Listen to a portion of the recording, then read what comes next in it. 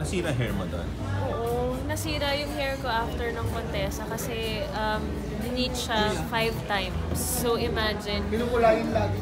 Opo, tsaka nire-retouch, tapos may mga chemicals na nilalagay syempre for mga colors na ginamit namin for Contessa, kailangan talaga siyang i-bleach.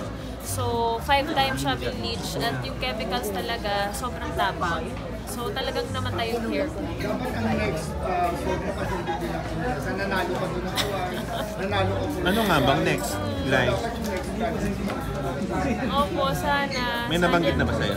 Sa ngayon po kasi nag-focus kami sa movies kasi parang nakalatag na lahat ng mga shows sa GMA, primetime and daytime. So, hindi po ako sigurado kung makakaabot pa ako bago ako umalis ng July. Pero sinabi naman po ng London po. Again? For 3 months. For music production. Ano yung continuation of the yung ginawa mo before? Yung ginawa ko po before, nag-scout ako ng mga schools. So, syempre, parang gusto ko kapag meron akong school na pupuntahan or pag-aaralan, makita ko muna yung facility. So, nag-ocular ka pa lang nun? Nag-ocular ako nun. So, kaya 1 week lang ako. Tapos, ayun, meron na akong napili sa Central London. Kasi may mga pinuntahan din kami na sa Liverpool, ang lalayo. Tapos, 1 year yung pinaka-short nila na course. Sabi ko, hindi ko kaya mawala pa ng 1 year. Parang yung 3 months, sige, okay lang. Kasi may mga times naman talaga na wala akong regular soap ng 3 months. Like after Contessa, ilang months rin akong hindi nagka-regular soap. Anong name ng school mo? Sa Central London po siya para lang yung mga tao hindi masyadong So, yeah, Northeast siya. So, bakit Lies? Bakit mo naisip alam niyo naman po siguro na sobrang love ko yung music ever since nagsimula pa lang ako.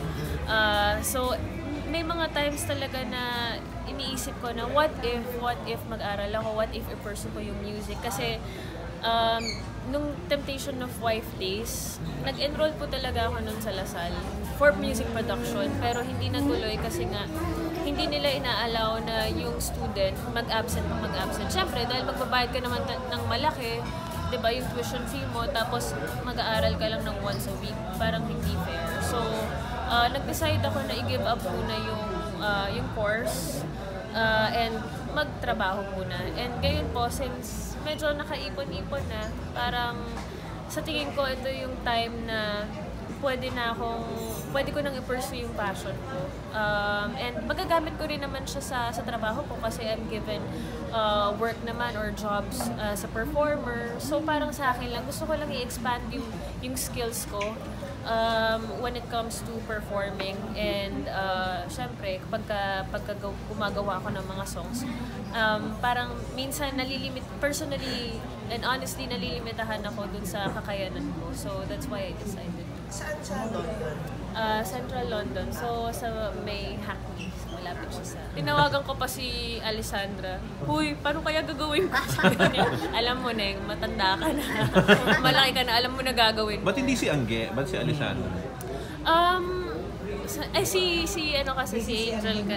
Busy siya noon. May mga ginagawa siya. Pero tilulungan niya naman ako in terms of yung pagpunta ko doon. Kasi doon ako... Sa UK? Hindi, sa Siargao. Okay. Siya yung nag-encourage sa akin. Sabi niya, amiga, pumunta ka doon. Masaya doon. Deserve mo yun. Ba't wala siya nami-meet doon? Ikaw, may na-meet ka agad. Ewan ko. Ikaw naman ang emote. Hindi ko alam. Hindi ko po alam. Siguro may mga, mga nakatakda talaga Na-happy para siya sa for atin. you, Mars. Happy naman siya, niya. na-meet niya na rin naman. May pa-meet the friends na rin. Meet the friends na rin.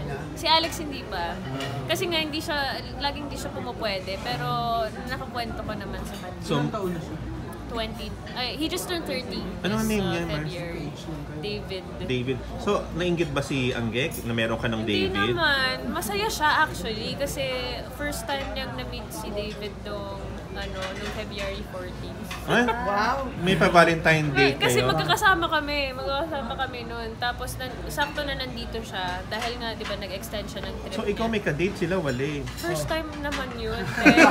In how many years? Hindi, seryoso. First time talaga since pinanganak ako, pero ako nakadate ng February 14. Talaga? Hindi umaabot ng February. Hindi mo umabot. Hindi Hindi ka umabot ni ano? Ng February. Wala umabot eh. Kaya parang siguro ganun na lang din siya kasaya sa akin kasi nakita niya na na masaya kami.